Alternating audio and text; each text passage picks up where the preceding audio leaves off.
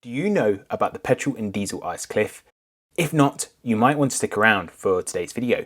As we head into 2024, I thought this would be a great time to bring to life and illustrate the advantages of switching to the brand new Tesla Model 3 or 2024 Tesla Model Y, and why being ahead of the curve could work in your favour. At the time of the video, the Tesla Model Y is likely to be crowned the best-selling car of 2023, with a newly refreshed and feature-packed Tesla Model 3 hoping to make ground in 2024. So why should you make a Tesla Model 3 or Model Y your first EV, and why 2024 is going to be a key year prior to a residual cliff? Therefore, if you're watching this video right now, hopefully you are interested in, you're browsing, or you're just looking to acquire a new car.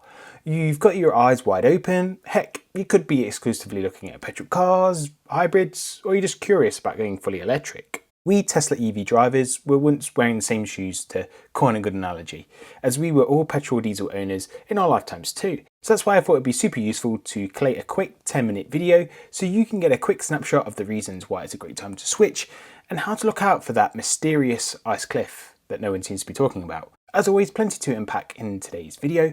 Don't forget to like it, subscribe, and hit the notification bell if you haven't already. Right, let's get deep into it, folks.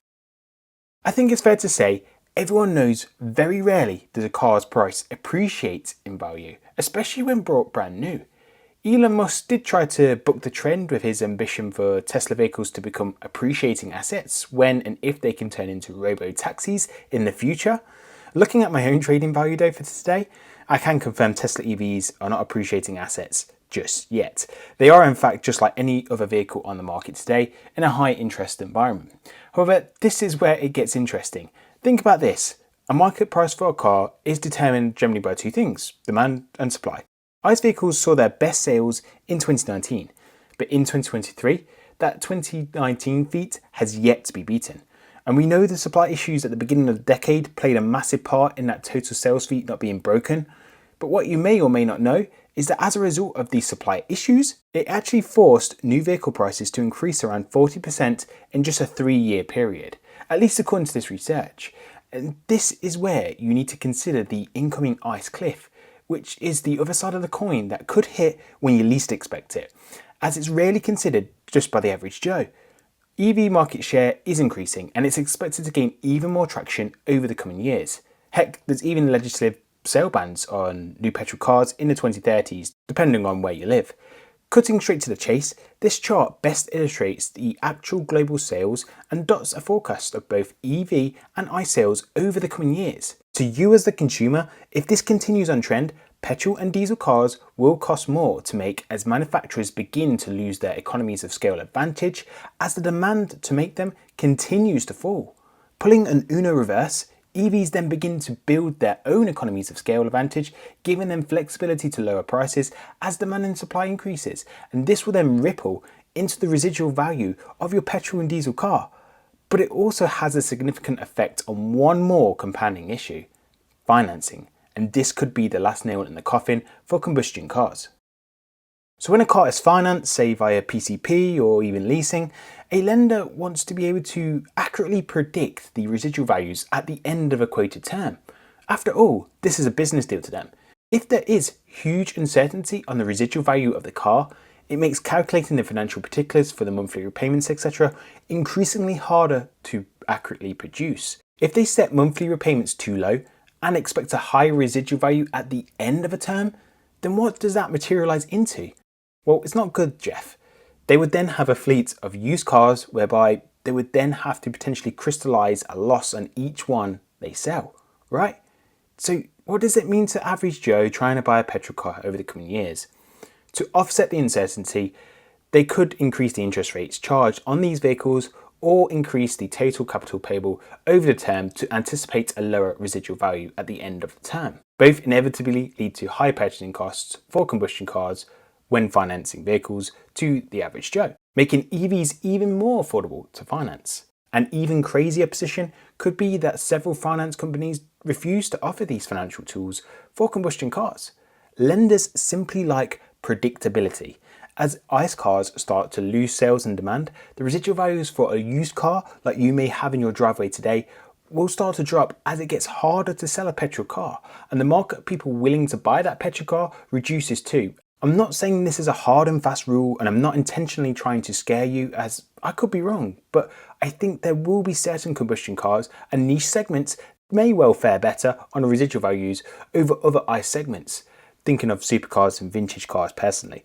But to conclude this point, I do think lenders will start to feel a little bit uneasy with the lending and financing of petrol cars and diesel cars over the coming years. This would compound issues and make the used car depreciation even worse for petrol and diesel cars, which leads me to this key point. EVs are globally scheduled to take over in as little as 2 to 3 years as per this chart. When demand starts to fall rapidly, from a used car residual standpoint, would you rather own an ICE vehicle or an EV? So to break into my first point on why 2024 should be a turning point for buying a new Tesla Model 3 or Tesla Model Y, well, the timing isn't an exact science. This theory is based on that chart and the trajectory. I don't have a magic wand for when the ice cliff comes into effect, so don't lose any sleep on it on my account, but switching earlier than later reduces the implications if it does play out. The Tesla Model Y is likely to be crowned 2023's best-selling car. That's best-selling car period, not just EV. The new refreshed Tesla Model 3 has just been released, and this brings luxury features not usually associated with a sub £40,000 car, such as a rear screen and ventilated seats.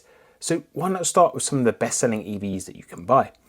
Both cars will crucially and uniquely benefit from over-the-air updates, essentially meaning that the cars gain features overnight. For example, I'm gaining speed camera awareness for both fixed and mobile speed cameras via the navigation, and that's going to be similar to what Waze currently offers. Blind spot indicator awareness on screen, and Apple Podcasts, to name a few features in my most recent software update. These are free updates that you can do from the comfort of your own home and ensures your Tesla feels new and fresh month after month, year after year. This is an awesome, reliable feature if you're terrible for getting bored of cars early and switching them up quickly. It's not just about software updates though that will make 2024 such a great time to buy a Tesla. Heading into 2024, buying this new refreshed Tesla Model 3 has never been cheaper. Even for the Model Y, Tesla are now offering finance offers to appease and bring in new buyers like you. Crucially, in places like the US, government grants and subsidies are on offer for a limited time. But as EVs become tremendously popular, these are going to be dropped by local governments. For example, here in the UK, it was one of the first nations to pull the financial incentives to help reduce the cost of buying EVs. And more recently, in Germany, overnight, they did the same thing. They just pulled their personal subsidy for private buyers. Therefore, this government assistance package in your home country can dry up overnight, so you may want to use it while it's alive and kicking. But it's not just the purchasing costs that will be favourable in 2024. The running cost compared to a similar petrol car will be off the chart good. For example, it cost me just £354 to travel over 25,200 miles to date. Pretty wild, right? You'll never get anywhere near that in a petrol car, for which, if you are interested in a direct comparison between a BMW 3 Series and a Tesla Model 3, take a look at the video on the screen now.